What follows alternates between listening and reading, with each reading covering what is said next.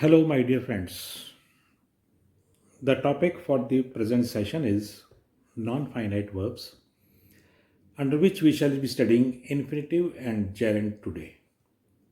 I am Sanjay Chawla from Government Sanskrit College, Kota. Now, before we see what we mean by infinitive, gerund participles, non finite verbs, let us see what we mean by finite verbs. Now, verbs in English are of two types, finite and non finite. Now, non finite verbs means there is no limitation of their use. इसका मतलब क्या है? Now generally जो sentences आप देखते हैं tenses में पढ़ते हैं, they are all finite verbs. Now finite means limited use. Limited का मतलब क्या है? जैसे आप देखिए सेंटेंस देखिए, we know English. Now here the subject is we and the tense is present. ठीक है, तो उसके हिसाब से हमने नो फर्स्ट फॉर्म यूज किया है. Now suppose I change the subject of the sentence, we की जगह ही कर देते हैं, तो it will become he knows English. आपने नो में एस जोड़ा. और अगर आप पास्ट टेंस में बोलना चाहते हैं तो it will be he knew English. Know का न्यू हो गया, नो का नोज हो गया, एस ई एस लगाते हैं हम, सेकेंड फॉर्म यूज करते हैं. So these verbs are all limited according to the subject and tense of the sentence. Now there are certain verbs in English जिसमें आपको कोई लिमिटेशंस नहीं है. पर्सन बदल दीजिए तो भी वही रहेगा, टेंस बदल दीजिए तो भी वही रहेगा. ये तीन चीज़ें, ये बातें जो होती हैं ना, ये तीनों में होता है, इन्फिनेटिव, जेरेंड एंड पार्टिसिपल. ठीक है. सो इन्फिनेटिव क्या होता है? इन्फिनेटिव में एक तो होता है टू प्लस वर्ब की first form, to first form, to go, to come, to see. एक कई बार बिना इन्फिनेटिव, बिना टू के भी इन्फिनेटिव होता है, जैसे गो, कम आप यूज़ करते हैं. टेंस वाला फर्स्ट फॉर्म नहीं. ये टेंस वाली वर्ब के अलावा जो वर्ब आती है सेंटेंस में, जैसे I saw him go, I saw him cross, है ना. तो इस तरीके से आप जो बाद में जो वर्ब यूज़ हो रही है वो इन्फिनेटिव है, बिना टू वाली भी होती है. जेरेंड आईएनजी फॉर्म होता है ये, लेकिन नाउन की फंक्शन करता है. नाउन का फंक्शन करने का मतलब क्या है? जैसे नाउन सब्जेक्ट बनता है, ऑब्जेक्ट होता है वर्ब का, है ना. प्रेपोजिशन के बाद भी नाउन आते हैं, तो उन जगह पर यदि आप आईएनजी वर्ब यूज़ कर रहे हैं, so that is the Geraint. और पार्टिसिपल भी तीन तरह का होता है, वो हम नेक्स्ट सेशन में पढ़ेंगे. वो एडजेक्टिव का काम करता है. नाउ तो आप देखिए कि नॉन फाइनाइट्स वर्ब्स फिर से समझ लीजिए कि वो they don't change with the subject और tense of the sentence. Irrespective of the tense और subject they will remain the same. वो होते हैं तीन चीज़ें, ये infinitive, gerund, participle. So today in this session we are going to study in detail infinitive and gerund. Infinitive देखिए और gerund दोनों कई बार सब्जेक्ट बन सकते हैं. टू से सो इज ईजी, ऐसा कहना आसान है. टू से सो इज ईजी, ये सब्जेक्ट है. टू से यहाँ पर सब्जेक्ट बना है. इज ईजी, इज से पहले यूज हो रहा है, यानी कि यहाँ पर आपने सब्जेक्ट बना दिया है इन्फिनेटिव को. He likes to collect stamps, उसे स्टैम्प्स कलेक्ट करना पसंद है. ही लाइक्स वॉट, लाइक्स का ऑब्जेक्ट, टू कलेक्ट स्टैम्प्स, ये पूरा का पूरा ऑब्जेक्ट का फंक्शन कर रहा है यहाँ पर इन्फिनेटिव. आई एम टू से सो, ही इज़ टू गो, उसे जाना है. ही इज़ टू गो से निर्देश मिला है कि वो जाए. He is to go, is के बाद जो इन्फिनेटिव आ रहा है that is a complement. Walking is good for health.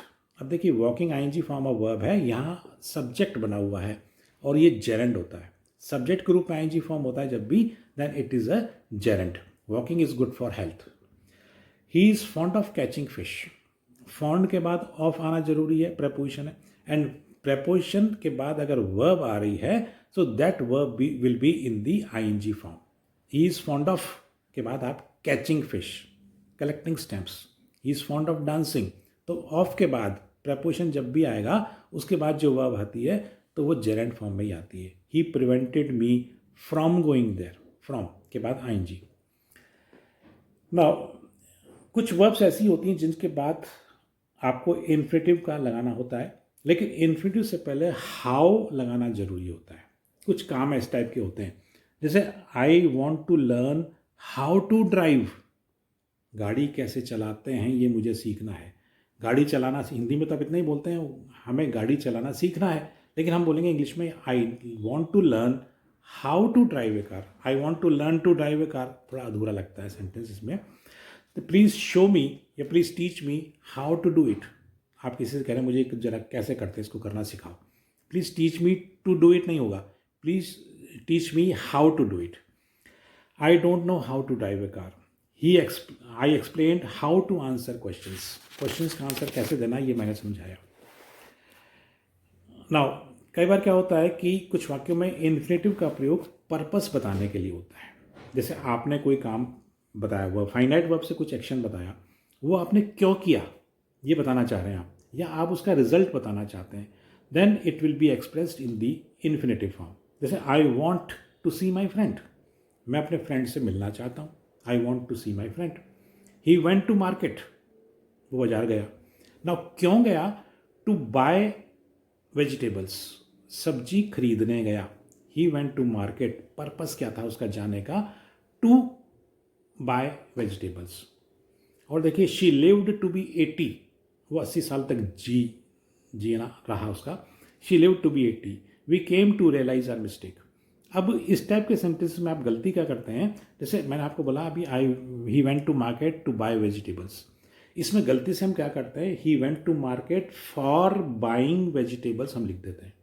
ये एक्चुअली एरर क्यों आता है? क्योंकि हम हिंदी में इस तरीके से बोलते हैं, बाजार सब्जी खरीदने गया, खरीदने के लिए गया। अब हम हिंदी में के लिए बोलते हैं, सोचते हैं के लिए फॉर आना चाहिए इंग्लिश में, तो फॉर लगाते हैं, तो उसके बाद वर्ब जो आती है ऑटोमेटिकली आईएनजी फॉर्म में आ जाती है। He went to market for buying vegetables, this is the error that we generally make. तो ये गलती नहीं होनी चाहिए। तो he went to market to buy vegetables. Now कई बार क्या होता है कि सब्जेक्ट वर्ब के बाद नाउन या एडजेक्टिव आता है, उसके बाद भी इन्फिनेटिव का यूज़ हमें करना है। दिस इज अ हाउस, ना हाउस इज नाउन हियर, यह एक मकान है। टू लेट, ये मकान किराए के लिए खाली है ना। इसमें भी के लिए हिंदी में आ रहा, तो हम ऐसा नहीं करें कि this is house for letting, नहीं बोलना, this is house to late.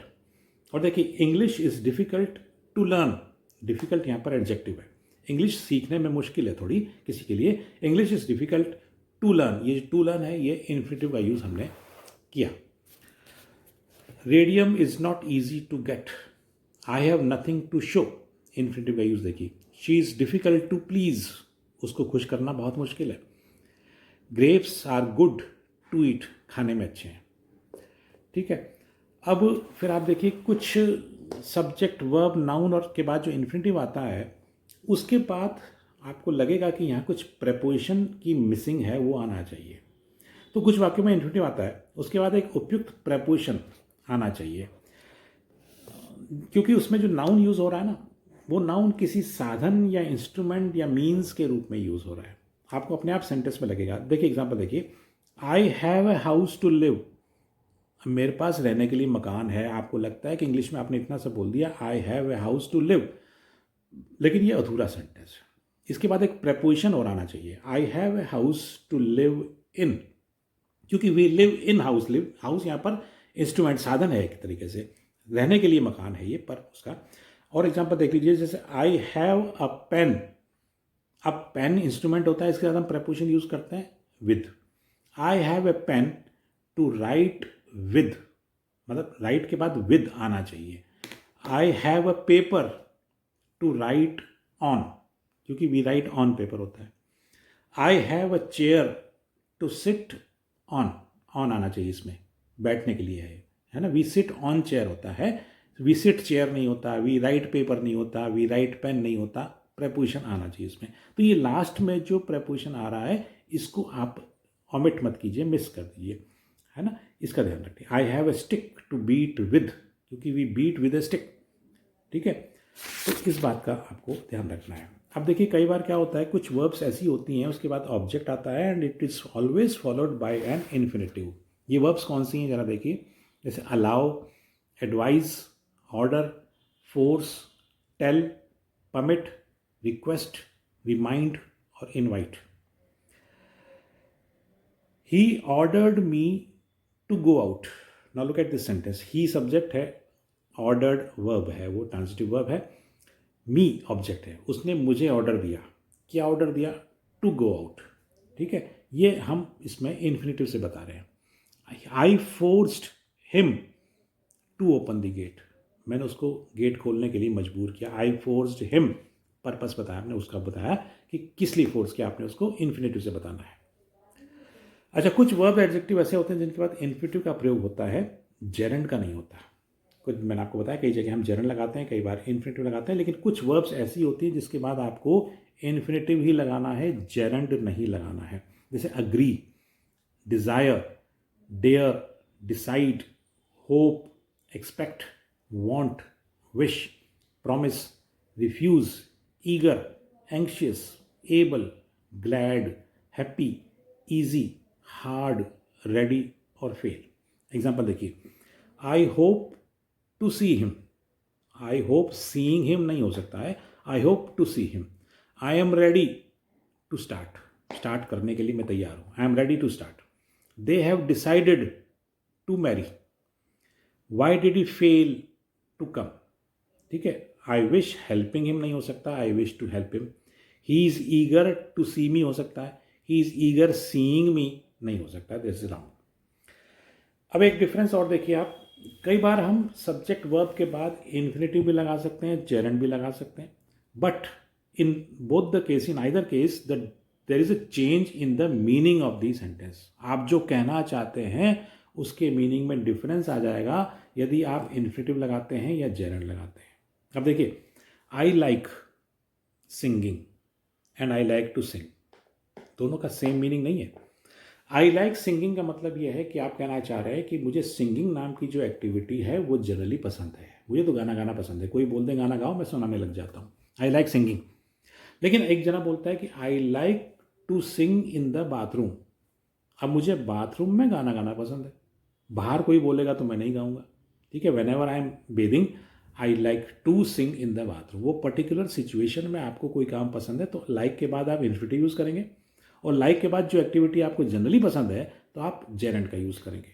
ठीक है, ये डिफरेंस है। ऐसे ही आओ देखिए, he stopped talking.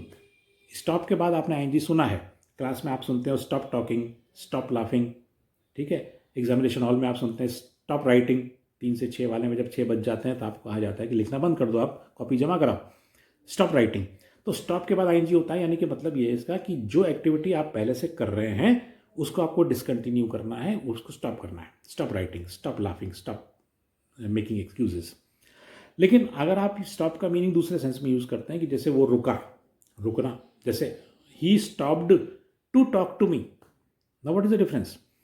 He stopped to talk to me का मतलब है जैसे वो यहाँ से कहीं जा रहा था मेरे घर के सामने से, उसने देखा मेरा नेम प्लेट है या मैं घर पे हूँ तो वो रुक गया वहाँ पर और मुझसे बात करने के लिए रुक गया।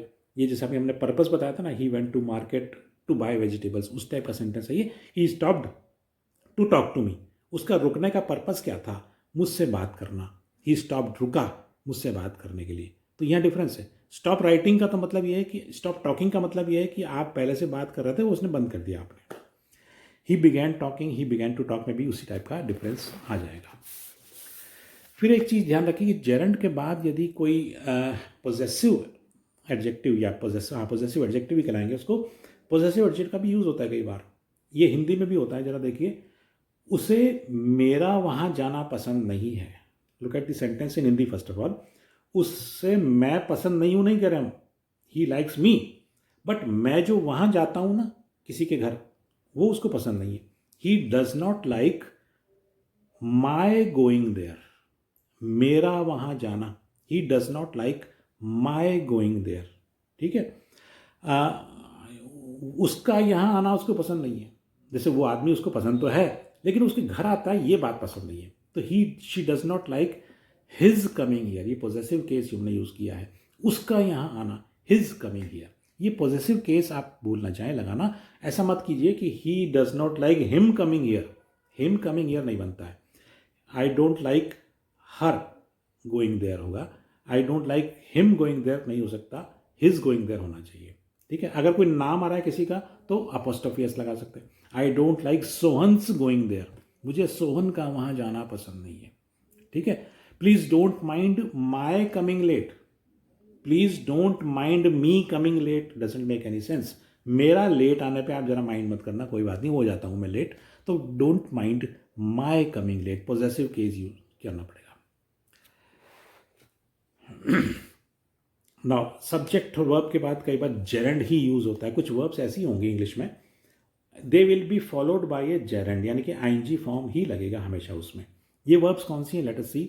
Avoid, consider, enjoy, excuse, feel, finish, mind, miss, can't help, go on, give up, it's no use और लुक फॉरवर्ड टू. ये कुछ कॉमन एरर्स हमारे इस वजह से हो जाते हैं हमें. देखिए जैसे इट्स नो यूज़ का यूज़ देखिए आप, कोई फ़ायदा नहीं है बोलना होता है जब हमें, तो हम कहते हैं इट्स नो यूज़, वहाँ जाने में कोई फ़ायदा नहीं है. It's no use going there. ठीक है. It's no use trying again, दोबारा ट्राई करने से कोई फ़ायदा नहीं है. एक would you mind, excuse, polite request के लिए हम वुड यू माइंड से सेंटेंस शुरू करते हैं. Would you mind shifting that site, would you mind closing the gate, would you mind coming here, would you mind showing it to me, है ना. इन सब में आप देखिए वुड यू माइंड के बाद आप आईएनजी यूज़ करते हैं, ये जेरेंड है. अवॉइड के बाद देखिए आई अवॉइड गोइंग देयर, मैं वहाँ जाना अवॉइड करता हूँ. I avoid going there. He avoids doing his duties. एक कांट हेल्प का यूज़ देखिए आप, जैसे कोई काम आप करे बिना नहीं रह पाए या नहीं रह सकते, तो आई कांट हेल्प लाफिंग. कोई सिचुएशन ऐसी है जो आपको उसको देख करके हंसी आई जाती है, आप अपने आप को रोक नहीं सकते. रोक नहीं सकते वाली चीज़ आप कांट हेल्प से कहते हैं. पास्ट टेंस में कुडंट हेल्प हो जाएगा. जैसे आई couldn't help laughing in the meeting. Meeting में मैं हंसे बिना नहीं रह सका. हंसना नहीं चाहिए था but I couldn't stop myself, तो I couldn't help laughing in the meeting. ये कुडंट हेल्प, कांट हेल्प के बाद आईएनजी लगाना है, जेरेंड लगाना है.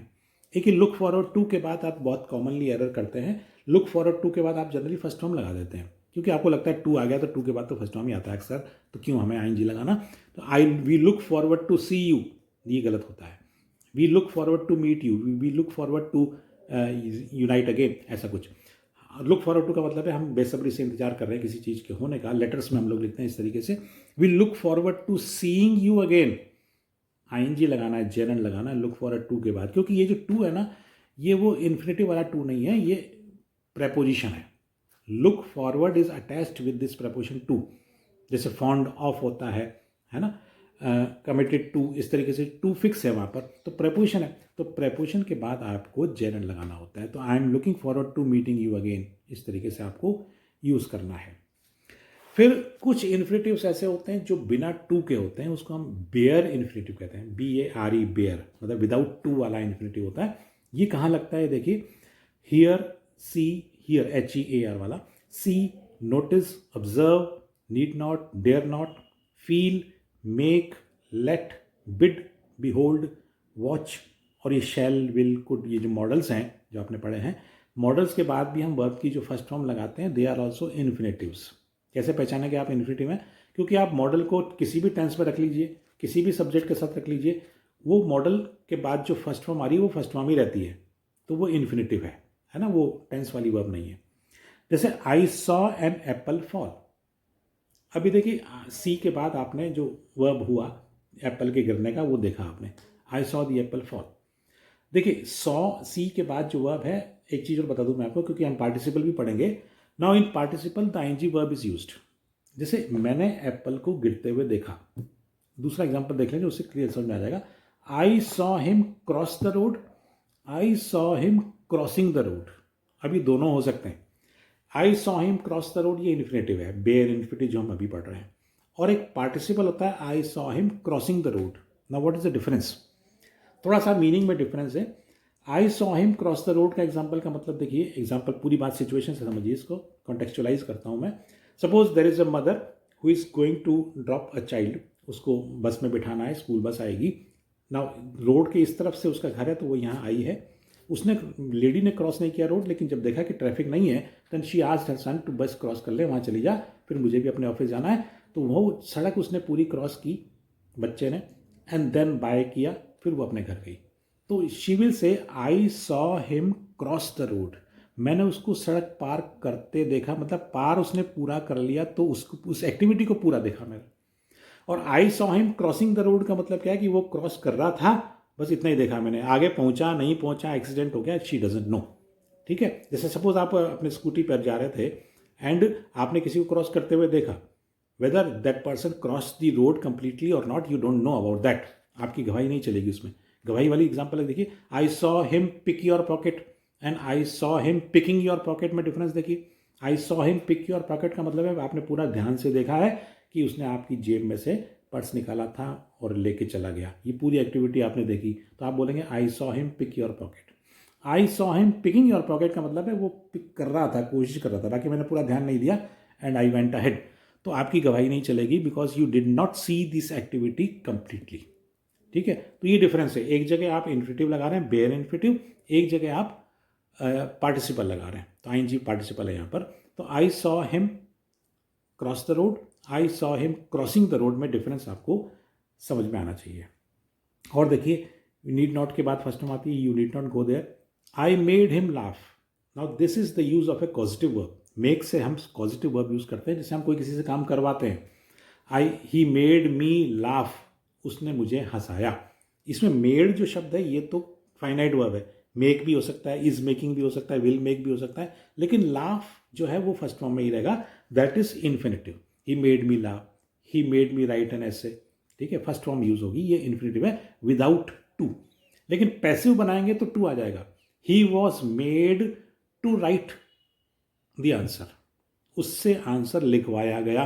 ही वॉज मेड टू आंसर, इसमें टू आ जाएगा पैसिव में, बट एक्टिव में हम यूज नहीं करते हैं। He dare not go, let him read, let के बाद ही फर्स्ट फॉर्म आता है। Let me go, let me write, है ना, फर्स्ट फॉर्म यूज करते हैं। नाउ नेक्स्ट, फिर कुछ शब्द ऐसे होते हैं जैसे हैड बेटर, वुड रादर, इसके बाद भी आपको फर्स्ट फॉर्म ही लगानी होती है, वो फर्स्ट फॉर्म है इन्फिनेटिव विदाउट टू। एक जॉन मिल्टन की फेमस पैराडाइज लॉस्ट की लाइन है, better reign in hell than serve in haven. Rain REIGN वाला है। इसमें सेटन है जो कह रहा है कि भाई हेवन में सेवा करने की बजाय हेल में शासन करना ज़्यादा अच्छा होता है। तो better reign in hell than serve in heaven, इसमें रेन और सर्व इन्फिनेटिव है। I would rather rest than work, जैसे आपके पास दो ऑप्शन थे, आप या काम करें या रेस्ट करें, तो आपने प्रिफर किया कि आप रेस्ट करेंगे, तो I would rather rest than work, दोनों इन्फिनेटिव हैं, बेयर इन्फिनेटिव है। हैड बेटर इस तरीके से।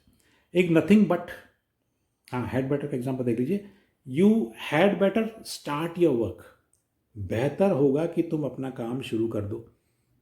तो यू हैड बेटर यूज किया आपने, उसके बाद फर्स्ट फॉर्म जो काम आपको करवाना, you had better start your work, ये स्टार्ट इन्फिनेटिव है विदाउट टू वाला। एक बट और एक्सेप्ट के बाद भी आप फर्स्ट फॉर्म लगाते हैं। He did nothing but talk and laugh, उसने बात करने और हंसने के अलावा कुछ नहीं किया। He did nothing but talk and laugh. एक स्पोकन इंग्लिश में देखिए हम कई बार वाई नॉट यूज करते हैं, क्यों ना ऐसा कर लिया जाए। वाई नॉट स्टार्ट टुडे, आप प्रपोज कर रहे हैं, आज ही शुरू कर देते हैं, जैसे कोई काम आपने पहले तो तय किया कि हम परसों करेंगे, शुरू कल करेंगे, वाई नॉट स्टार्ट टुडे, तो वाई नॉट के बाद फर्स्ट फॉर्म, ये स्पोकन इंग्लिश में आता है। वाई वरी नाउ, अब काहे की चिंता, वाई के बाद वरी फर्स्ट फॉर्म, है ना, ये इन्फिनेटिव है विदाउट टू वाला। नाउ एक हेल्प वर्ब के बाद आप देखेंगे कई बार हम टू इन्फिनेटिव लगाते हैं, कई बार बेयर इन्फिनेटिव लगाते हैं। डिफरेंस देखिए ज़्यादा, दोनों हम सही मानते हैं, बिकॉज हेल्प के बाद अगर टू लगाते हो तो वो थोड़ा ब्रिटिश ट्रेडिशन में आ जाता है, और अगर टू नहीं लगाते हैं तो अमेरिकन है वो, तो अमेरिकन ब्रिटिश कोई सा भी यूज़ कर सकते हैं। There is, it is not considered an error. I help him lift the box, मैंने उसको बॉक्स उठाने में मदद की। I help him lift the box, और I help him to lift the box भी अगर आप बोलते हैं तो it is not considered an error. I helped her find her purse, उसका पर्स खोजने में मैंने उसकी मदद की। I helped her find her purse, और टू फाइंड हर पर्स भी हो सकता है। एक प्रिफर वर्ड देखिए, प्रिफर जो वर्ड है it is followed by two preposition, इसमें देन नहीं लगता, टू लगता है, तो वो टू प्रेपोजिशन वाला टू है, इसलिए आपको ध्यान रखना है। I prefer work to rest, rest करने की बजाय काम करना प्रेफर करता हूँ मैं। I prefer work to rest. I prefer you to him, उसके मुकाबले में तुम्हें पसंद करता हूँ।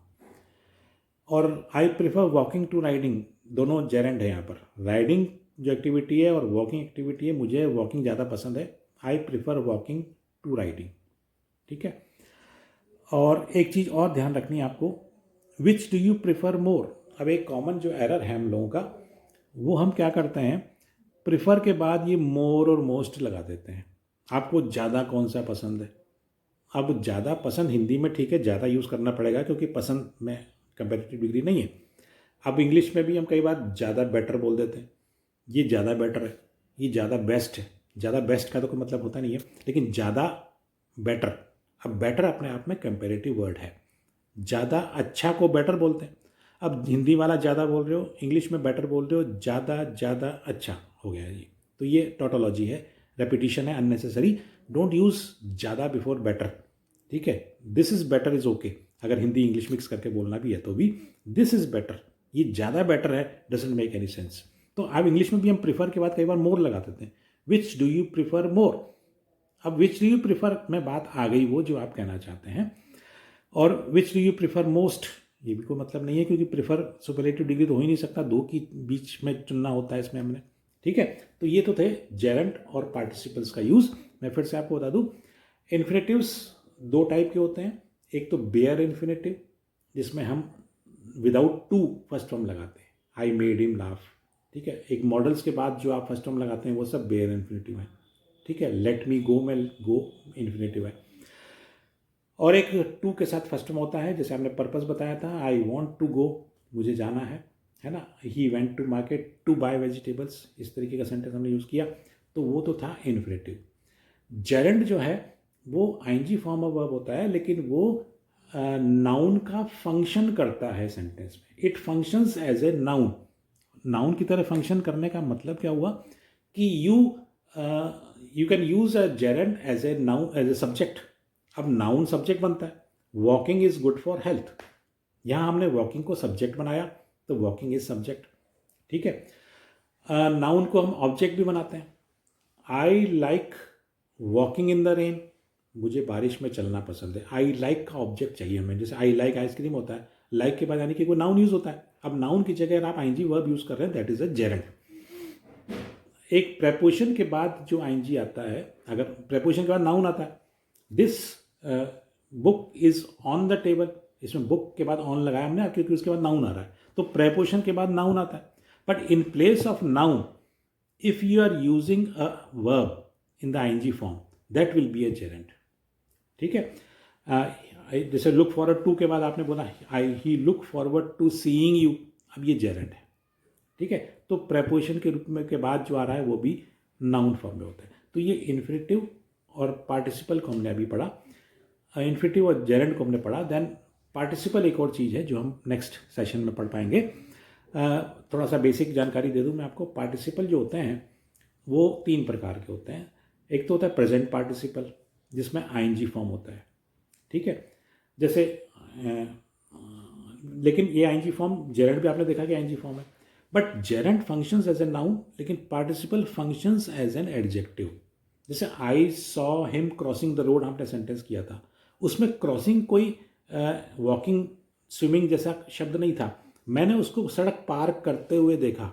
आप उस पर्सन के बारे में बता रहे हो कि क्या कर रहा था वो, what was the activity that he was doing, he was crossing the road, पार करते हुए देखा, ये पार्टिसिपल है, ठीक है। एक परफेक्ट पार्टिसिपल होता है हैविंग और थर्ड फॉर्म। हैविंग, जैसे हैविंग सेड दिस, ऐसा कहने पर, ऐसा कहने के बाद उसने ऐसा किया। एक पास्ट पार्टिसिपल और होता है, वो होता है एक्चुअली जो वर्ब की थर्ड फॉर्म जो आप पढ़ते हो, जैसे 3 फॉर्म्स ऑफ वर्ब आपने पढ़ी है ना, first form, second form, third form. जो थर्ड फॉर्म है उसको हम पास्ट पार्टिसिपल भी कहते हैं, वो भी एक नॉन फाइनाइट वर्ब की तरह यूज़ होता है। थर्ड फॉर्म ऐसे तो यूज़ होती है, एज हैव के बाद यूज़ करते हैं उस तरीके से, लेकिन नॉन फाइनाइट के रूप में आप यूज़ करेंगे तो उसका मीनिंग एडजेक्टिव की तरह होगा। जैसे it I saw a broken chair, अब टूटी हुई कुर्सी ब्रोकन चेयर होगी, ठीक है। So these are the participles, present participle, perfect participle और पास्ट पार्टिसिपल, है ना। तो नेक्स्ट सेशन में हम लोग इसके बारे में पढ़ पाएंगे। So that's all for today, thank you.